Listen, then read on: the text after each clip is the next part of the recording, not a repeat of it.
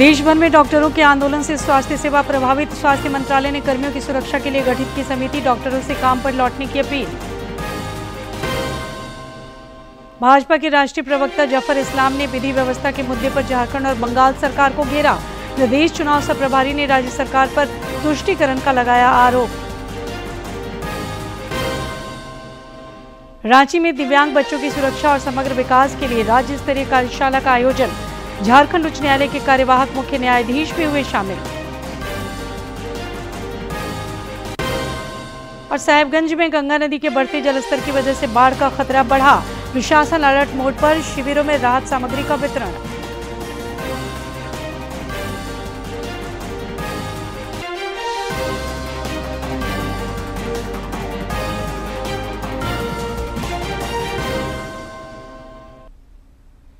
नमस्कार, खबरें झारखंड में आपका स्वागत है। खबरों के साथ मैं हूं सरोज झा और अब समाचार विस्तार से।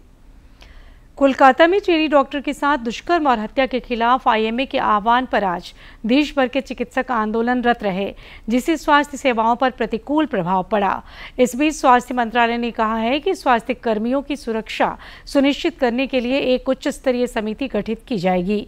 डॉक्टरों के प्रतिनिधिमंडल से बैठक के बाद मंत्रालय ने डॉक्टरों की सुरक्षा के लिए सभी एहतियाती कदम उठाने का आश्वासन दिया है। केंद्रीय स्वास्थ्य मंत्रालय ने व्यापक जनहित को देखते हुए डॉक्टरों से अपने काम पर लौटने की अपील की है।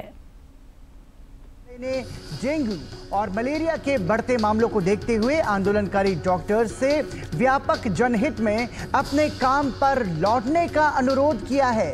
ये इस वक्त की बड़ी खबर हम आपको बता रहे हैं। स्वास्थ्य मंत्रालय ने जो डॉक्टर हड़ताल पर थे, आंदोलन कर रहे थे कोलकाता के रेप केस के मामले में, उस मामले में स्वास्थ्य मंत्रालय ने डॉक्टरों की सुरक्षा को सुनिश्चित करने का आश्वासन दिया है। ये बड़ी खबर इस वक्त की। डॉक्टरों की मांग थी कि उनके लिए सुरक्षा की व्यापक व्यवस्था की जाए, जिसको लेकर के स्वास्थ्य मंत्रालय ने अब ये बात कही है कि उपाय सुझाने के लिए एक समिति गठित की जाएगी। डॉक्टरों की सुरक्षा को सुनिश्चित करने के लिए एक समिति का गठन होगा। इस आंदोलन का असर राज्य में भी देखने को मिला। रांची स्थित रिम्स के डॉक्टरों ने भी कोलकाता में महिला डॉक्टर से दरिंदगी के खिलाफ प्रदर्शन कर आक्रोश जताया।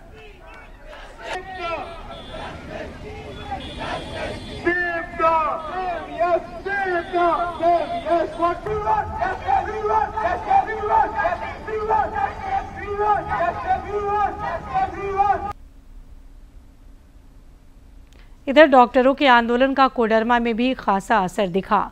सदर अस्पताल में आईएमए और झांसा के बैनर तले चिकित्सकों ने धरना प्रदर्शन आयोजित किया और चिकित्सकों की सुरक्षा तथा कोलकाता में ट्रेनी महिला डॉक्टर के साथ हुई घटना पर रोष प्रकट किया। इस आंदोलन की वजह से ओपीडी सेवा पूरी तरह बाधित रही, जिससे मरीजों को परेशानी हुई।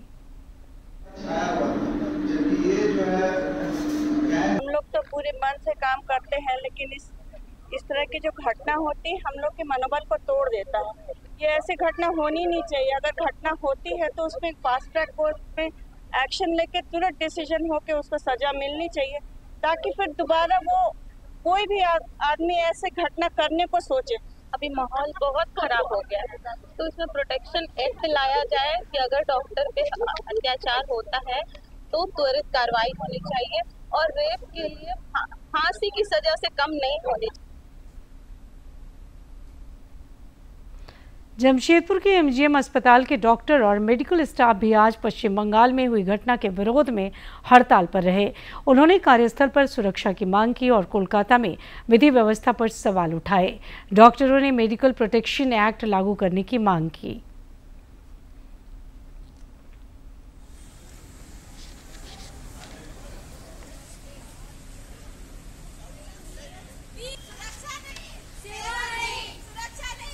कि क्या एक डॉक्टर अपने कार्यस्थल में भी सेफ नहीं है? वो डॉक्टर जो नाइट ड्यूटी कर रही थी, किसी मरीज की सेवा कर रही थी, किसी मरीज की जान बचा रही थी और उसकी जान को ऐसे खतरा हो गया। ये किसी के भी साथ हो सकता है, कहीं भी हो सकता है। हमें हमारे कार्यस्थल पर सुरक्षा चाहिए, आगे किसी के साथ ना हो, इसके लिए ये मुहिम है। और इसलिए ना हम लोग ये बिल्कुल नहीं चाहते हैं कि हम लोग वेट करें कि अब यहाँ भी कुछ होगा तब हम लोग कुछ करेंगे। जब हो गया है तो अब इंतजार नहीं करेंगे कि हम में से किसी के साथ ऐसा कुछ हो। तो बस यही हमारी मांग है कि हम लोगों को सुरक्षा दिया जाए, मेडिकल प्रोटेक्शन एक्ट लगाया जाए और इन जनरल जहां भी महिलाएं हैं उनको सुरक्षा प्रोवाइड।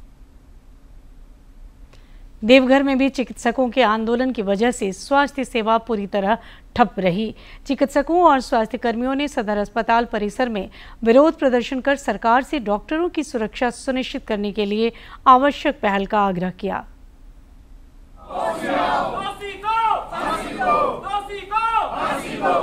कोलकाता के आरजीकर मेडिकल कॉलेज में जो दुर्भाग्यपूर्ण घटना हुई है और उसके बाद जो घटनाक्रम चल रहा है उससे हम लोग काफ़ी निराश हैं।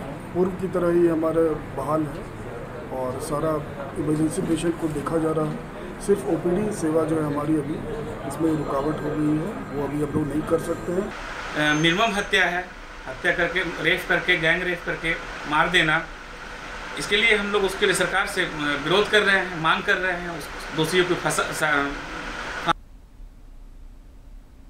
आईएमए के आह्वान पर डॉक्टरों की देशव्यापी हड़ताल का हजारीबाग में भी खासा असर रहा।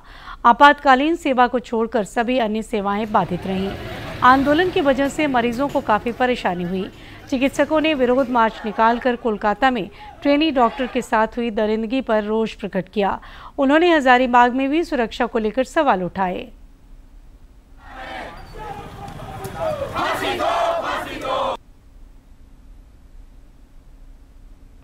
इधर गुमला में भी चिकित्सक आंदोलनरत रहे। इस दौरान सदर अस्पताल के चिकित्सकों और कर्मियों ने कार्य बहिष्कार कर कोलकाता की घटना पर गम और गुस्से का इजहार किया। इस अवधि में हालांकि आपातकालीन सेवाएं जारी रहीं। इधर देशव्यापी हड़ताल के क्रम में जामताड़ा में भी चिकित्सक आंदोलनरत हैं। डॉक्टरों के हड़ताल पर जाने से जिले में स्वास्थ्य व्यवस्था चरमरा गई है, जिससे मरीजों को भारी परेशानी हो रही है।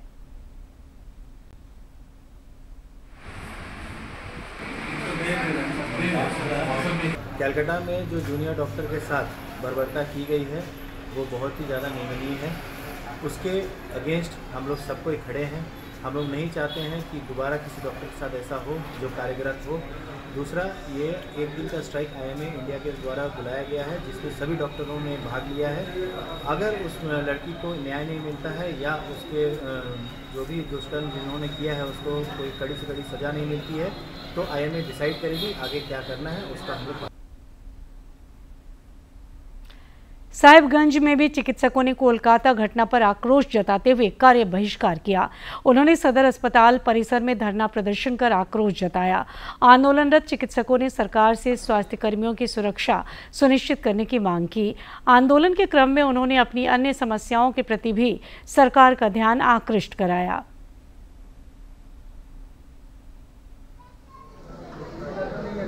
जिस तरीके से उस महिला चिकित्सक का बलात्कार करके हत्या कर दी गई अस्पताल में, आप ये अंदाज़ा लगा सकते हैं कि एक चिकित्सक अस्पताल में सुरक्षित नहीं है। हमारी ये भी मांग है, हमारा जो डॉक्टर फीमेल डॉक्टर्स का जो वर्क स्पेस है, हॉस्पिटल है, मेडिकल स्टाफ है, उसके लिए फीमेल के लिए सपोर्टिव बनाया जाए।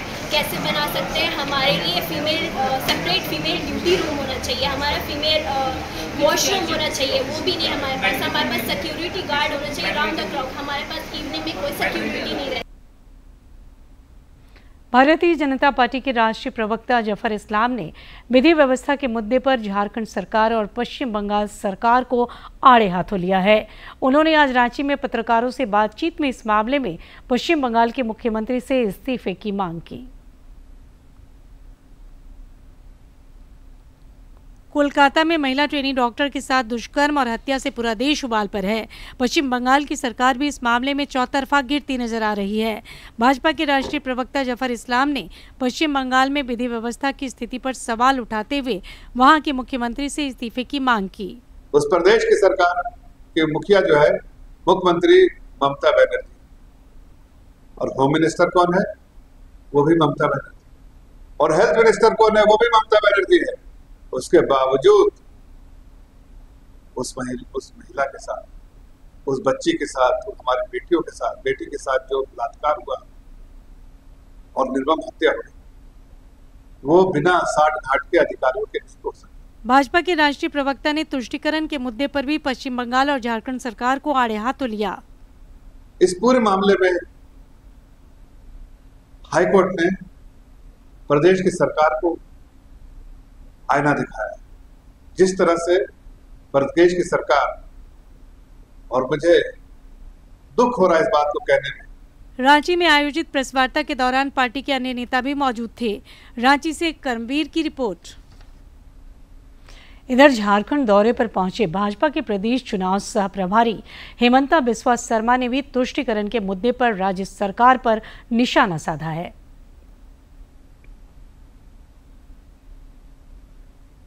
भाजपा के प्रदेश चुनाव सह प्रभारी हेमंता बिस्वा शर्मा ने आज गिरिडीह के बेंगाबाद थाना क्षेत्र अंतर्गत बिस्नी शरण गांव का दौरा कर एक कैदी द्वारा हजारीबाग में मारे गए हवलदार के परिजनों से मुलाकात की। उन्होंने परिजनों को आर्थिक सहायता दिए जाने का भरोसा दिलाया। हमने घटना का बारे में पूछा, सब लोग दुखित है। पार्टी से जितना संभव है हम लोग आर्थिक सहायता करने का कोशिश करूँगा। श्री शर्मा ने आरोप लगाते हुए कहा कि आदिवासियों की सुरक्षा को लेकर राज्य सरकार उदासीन है। सीएम को जनजातीय परिवार से ताल्लुक रखने वाले मृतक हवलदार की सुध लेनी चाहिए थी। उन्होंने तुष्टीकरण के मुद्दे पर भी सरकार को आड़े हाथों लिया। झारखंड जेएमएम का, कांग्रेस का कोई विधायक यहाँ में आया, एक आदिवासी कांस्टेबल को, हवलदार को मारा गया, चौहान हेम्ब्रम जी को। क्या उनका साथ खड़ा रहने का जिम्मेदारी समाज का नहीं है? गौरतलब है कि पिछले दिनों हजारीबाग में पदस्थापित हवलदार चौहान हेम्ब्रम की एक कैदी ने हत्या कर दी थी। श्री शर्मा के मृतक हवलदार के परिजनों से मुलाकात के क्रम में भाजपा के प्रदेश अध्यक्ष बाबूलाल मरांडी भी मौजूद थे। गिरिडीह से रमेश प्रभाकर की रिपोर्ट। इधर हवलदार चौहान हेम्ब्रम के परिजनों ने रांची में मुख्यमंत्री हेमंत सोरेन से मुलाकात की। इस दौरान मुख्यमंत्री ने परिजनों को न्याय दिलाने का भरोसा दिलाते हुए कहा कि इस हत्याकांड के दोषी को जल्द गिरफ्तार किया जाएगा। श्री सोरेन ने कहा कि राज्य सरकार की ओर से परिजनों को लगभग 1,29 लाख रुपए प्रदान किए जाएंगे। साथ ही अनुकंपा के आधार पर आश्रित को नौकरी भी मिलेगी। भाजपा के प्रदेश अध्यक्ष बाबूलाल मरांडी ने राज्य में कथित तौर पर खराब होती विधि व्यवस्था पर चिंता जताई है।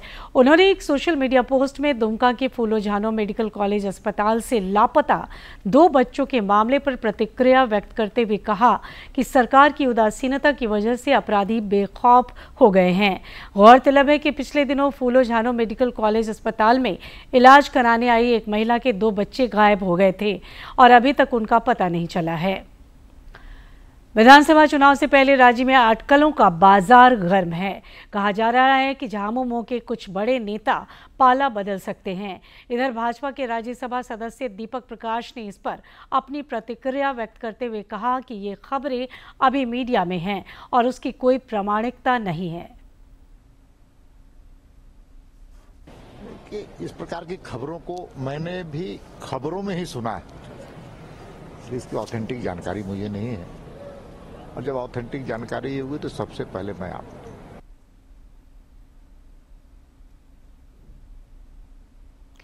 रक्षा राज्य मंत्री सह रांची सांसद संजय सेठ ने आज सिल्ली के एक स्कूल में आयोजित वार्षिक उत्सव में हिस्सा लिया और गुणवत्तापूर्ण शिक्षा पर जोर दिया।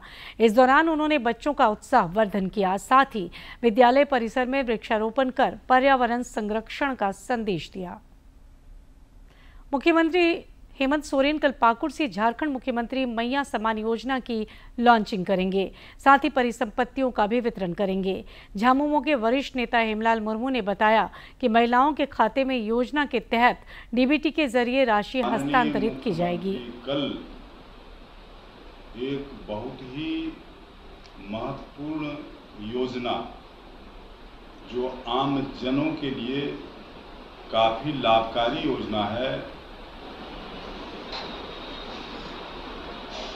मुख्यमंत्री मैया सम्मान योजना का कल पाकुड़ जिला के गायबथान मैदान से लॉन्च करेंगे। इसीलिए अपने आप में ये कार्यक्रम बहुत ही महत्वपूर्ण हो जाएगा। मिथिला वासियों की बहुप्रतीक्षित मांग आज पूरी हो गई। अब टाटानगर से जयनगर के बीच ट्रेन सेवा शुरू हो गई है। टाटानगर स्टेशन पर सांसद विद्युत वरण महतो और विधायक सरयू राय ने इस ट्रेन को हरी झंडी दिखाकर रवाना किया। के लिए ट्रेन सेवा की शुरुआत होने से मिथिला वासियों में काफ़ी खुशी देखी जा रही है। कल इस ट्रेन को हरी झंडी दिखाने के बाद जमशेदपुर के सांसद विद्युत वरण महतो ने कहा कि मिथिला वासियों की बहुप्रतीक्षित मांग पूरी हुई।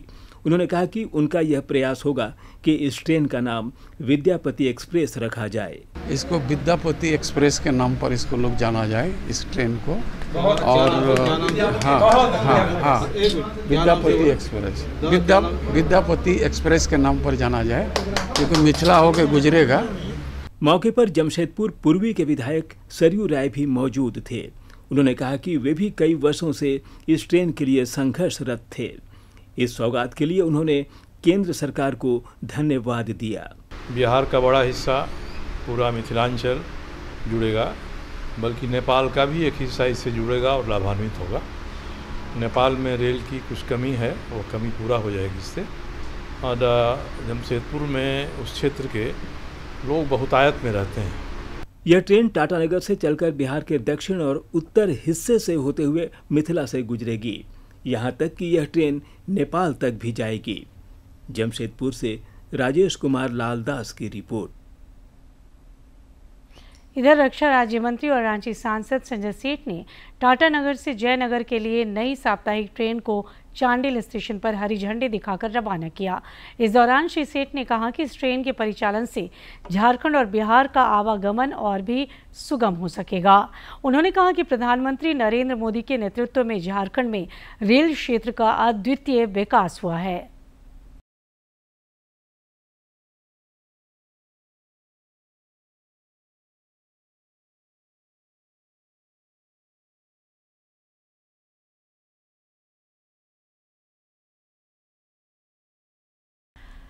रांची अंतर्गत खिजरी के पूर्व भाजपा विधायक रामकुमार पाहन ने विधानसभा क्षेत्र के तेज और सतत विकास पर जोर दिया है। उन्होंने धुरवा के सखुआ बगान और आदर्श नगर में जन चौपाल के माध्यम से लोगों से मुलाकात और संवाद किया। इस दौरान उन्होंने विपक्ष पर प्रहार करते हुए आरोप लगाया कि इलाके में विकास गतिविधियां लगभग ठप पड़ी हुई हैं। पूर्व विधायक ने जोर देकर कहा कि जन समस्याओं का समाधान और क्षेत्र का विकास उनकी प्राथमिकता थी और रहेगी। रांची में आज Jharkhand state level stakeholder consultation on protection of children with disabilities विषय पर कार्यशाला का आयोजन किया गया। दिव्यांग बच्चों की सुरक्षा और उनके समग्र विकास पर मंथन के लिए रांची में आयोजित कार्यशाला में झारखंड उच्च न्यायालय के कार्यवाहक मुख्य न्यायाधीश न्यायमूर्ति सुजीत नारायण प्रसाद समेत अन्य न्यायाधीशों और स्टेक होल्डर्स ने हिस्सा लिया। इस मौके पर पोक्सो कमेटी के सदस्य और न्यायाधीश न्यायमूर्ति अनिल कुमार चौधरी ने दिव्यांगों के उत्थान के लिए समाज और स्टेक होल्डर्स के बीच सोच में बदलाव पर बल दिया। कोई बच्चा निशक्त बच्चा है, 2 दिन का बच्चा है, निशक्त है, इसको फेंक के चला गया। लोग तो पुलिस को खबर दे रहे हैं, पुलिस आ गई, लेकिन बात तो कुछ नहीं है। केस रजिस्टर करने के लिए कोई कॉग्निजेबल ऑफेंस नहीं हो रहा है, तो बच्चे को लेके करे क्या। इस मौके पर लीगल एडवाइजर प्रवीण कुमार ने दिव्यांगजनों को समान अवसर और सुरक्षा देने की पुरजोर वकालत की। पहले तो एक women with disability, child, girl with disability को ये सोचते हैं कि ये कोई नालायक है, इसका कोई सेक्सुअल अर्जेस नहीं है, ये सेक्सुअल है, उसके ऊपर रेप भी होता है और वो छुपा भी देते हैं। वो आपका जुवेनाइल जस्टिस को भी तक भी नहीं आएगा, आपका पॉक्सो तक भी नहीं आएगा। सो प्रोटेक्शन किस चीज की बात है। इंक्लूसिव एजुकेशन के स्टेट प्रोग्राम इंचार्ज अरुण लता क्रिकेटा ने बताया, झारखंड एजुकेशन प्रोजेक्ट काउंसिल की ओर से दिव्यांग बच्चों की शिक्षा के लिए काम किया जा रहा है। उन्होंने बताया कि 264 ब्लॉक रिसोर्स सेंटर के माध्यम से बच्चों को आगे बढ़ने का प्रयास किया जा रहा है। हमारा एजुकेशन डिपार्टमेंट का एक पार्ट है जिसमें हम दिव्यांग बच्चों के एजुकेशन के लिए काम करते हैं और इनके एजुकेशन पे जो भी सपोर्ट है या उनके 12th क्लास तक के बोर्ड एग्जाम्स तक बच्चे कंप्लीट कर पाएँ, इसके लिए हमारी पूरी कोशिश होती है। इस मौके पर जुडिशियल एकेडमी परिसर में स्पेशल बच्चों के द्वारा बनाए गए आर्ट एंड क्राफ्ट, ड्राइंग और अन्य कलाकृतियों की प्रदर्शनी लगाई गई थी। इस कार्यशाला में राज्य भर से लगभग 100 दिव्यांग बच्चों ने भी हिस्सा लिया। रांची से कर्मवीर की रिपोर्ट। रक्षाबंधन के अवसर पर धनबाद की 5 बेटियां राष्ट्रपति भवन में आयोजित रक्षाबंधन कार्यक्रम में हिस्सा लेने के लिए धनबाद स्टेशन से आज रवाना हो गईं। इस दौरान सभी छात्राएं काफी उत्साहित नजर आईं।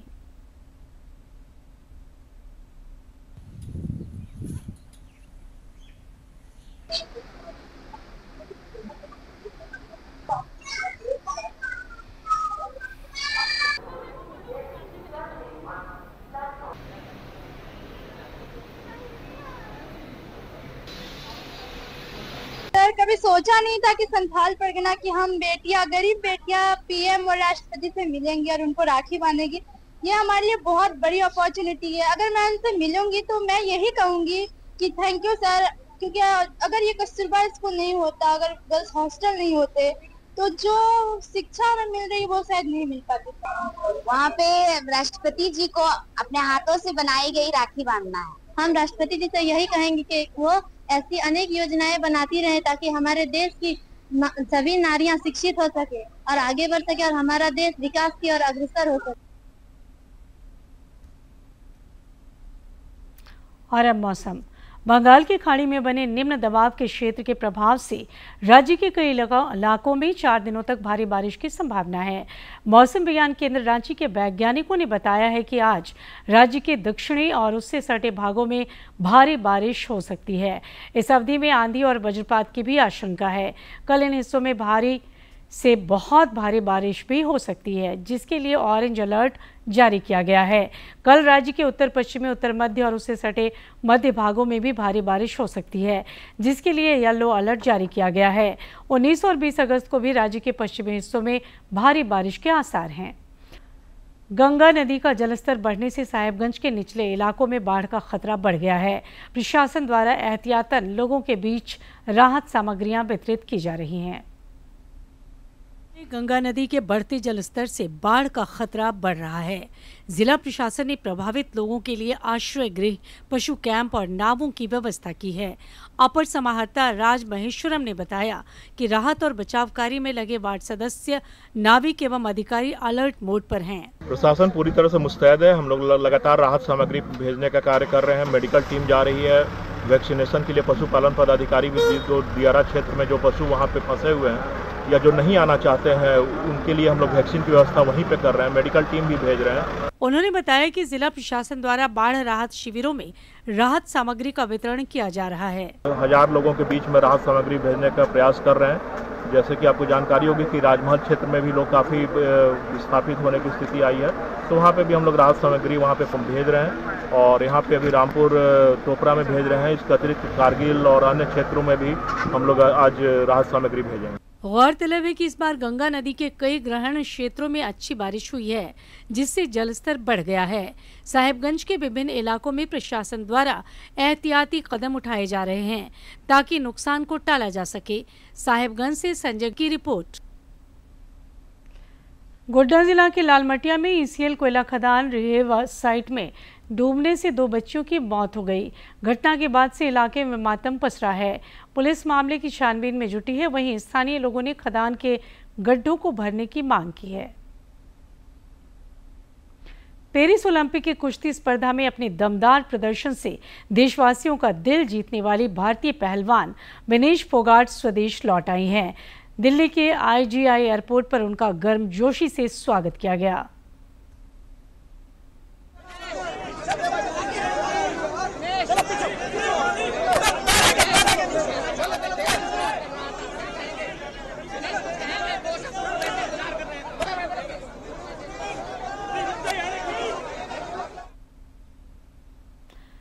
पेरिस पैरालंपिक खेलों में भाग लेने के लिए भारतीय दल रवाना हो गया है।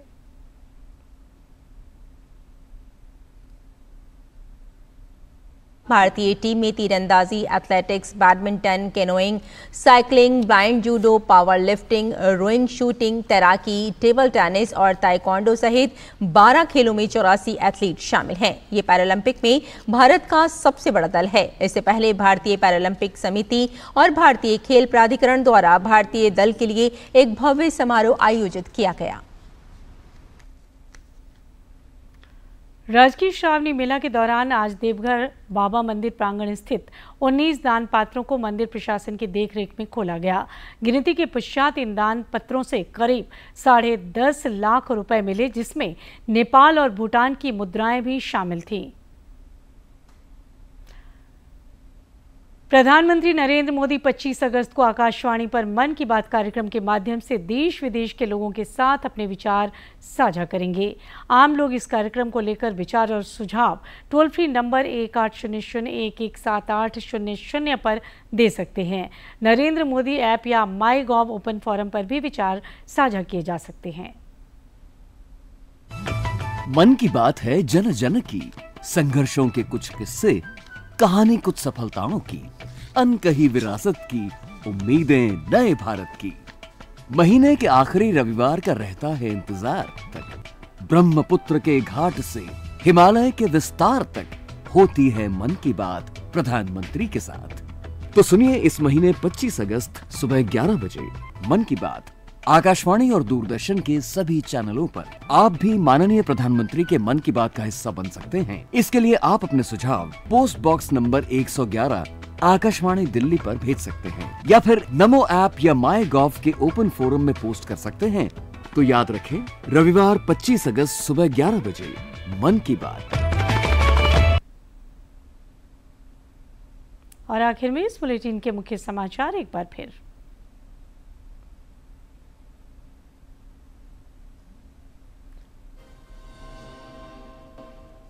देश भर में डॉक्टरों के आंदोलन से स्वास्थ्य सेवा प्रभावित। स्वास्थ्य मंत्रालय ने कर्मियों की सुरक्षा के लिए गठित की समिति, डॉक्टरों से काम पर लौटने की अपील। भाजपा के राष्ट्रीय प्रवक्ता जफर इस्लाम ने विधि व्यवस्था के मुद्दे पर झारखंड और बंगाल सरकार को घेरा। प्रदेश चुनाव सह प्रभारी ने राज्य सरकार पर तुष्टीकरण का लगाया आरोप। रांची में दिव्यांग बच्चों की सुरक्षा और समग्र विकास के लिए राज्य स्तरीय कार्यशाला का आयोजन। झारखंड उच्च न्यायालय के कार्यवाहक मुख्य न्यायाधीश भी हुए शामिल। और साहिबगंज में गंगा नदी के बढ़ते जलस्तर की वजह से बाढ़ का खतरा बढ़ा। प्रशासन अलर्ट मोड पर, शिविरों में राहत सामग्री का वितरण।